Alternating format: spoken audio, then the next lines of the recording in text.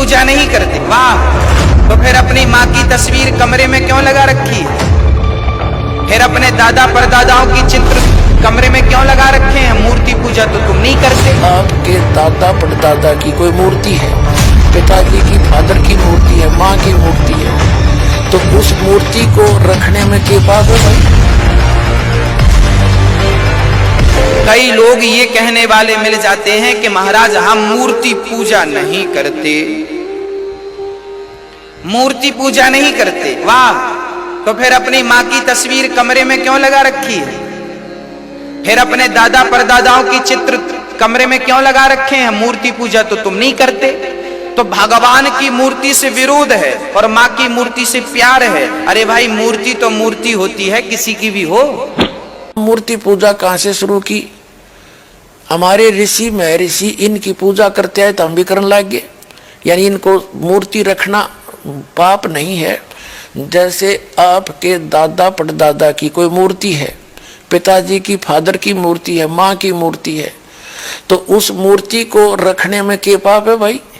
कोई दोष नहीं।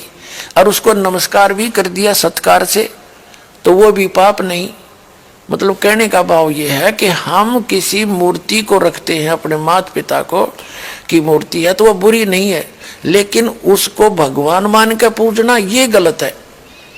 तो हम मूर्ति की पूजा, जैसे हिंदू धर्म से दास खूब परिचित है, ये बेसिक मूर्ति का फूल भी चढ़ावे हैं, उसने नवावा दवावा भी है और उसका आगे धूप दाप भी दे हैं, पर पूजा तो उसे भी नहीं करते हैं। कोई किसी मंत्र का जाप करता है, कोई गीता का पाठ करता है, कोई पुराण का पाठ करता है। और फिर भी इनसे कोई पूछता है, जैसे दास विष्णु जी का पुजारी था, हनुमान जी का, बाबा श्याम जी का, यानी जैसे सारे ही देवताओं के हम तो पुजारी थे जब तक ज्ञान नहीं था। तो फिर भी हमसे कोई पूछता था कि समाधि ध्यान लगाया करो। ध्यान लगाते क्या देखा कि भगवान तो दिखता ही नहीं, वो तो निराकार है। हम फिर भी अन्य परमात्मा को परमात्मा मानते थे, विष्णु जी को अपना इष्ट मानते हुए, साकार मूर्ति रखते हुए भी हम भगवान को कोई अन्य ही माना करते थे। ये हमारा डामाडोल ज्ञान था। जैसे मूर्ति है, एक सेब की मूर्ति है, सेब की मूर्ति तो प्रेरणा करती है कि ये सेब है, इतना बढ़िया होता है, इसके खाने से क्या लाभ होता है। लेकिन वो पत्थर की मूर्ति सेब वाला काम नहीं करती। वो मूर्ति जरूर है उस पत्थर, उसकी वो अनादरणीय नहीं है, लेकिन वो मूर्ति सेब वाला काम नहीं कर सकती। जिन भगवानों की तुम मूर्ति बनाए रखे बैठे हो, वो मूर्ति वो काम नहीं कर सकती जो भगवान करेंगे।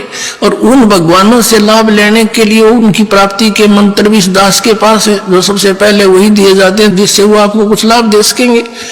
तो इस कारण से उन मंदिर मस्जिद गुरुद्वारों में परमात्मा की खोज में नहीं जाना, ये मनाही है।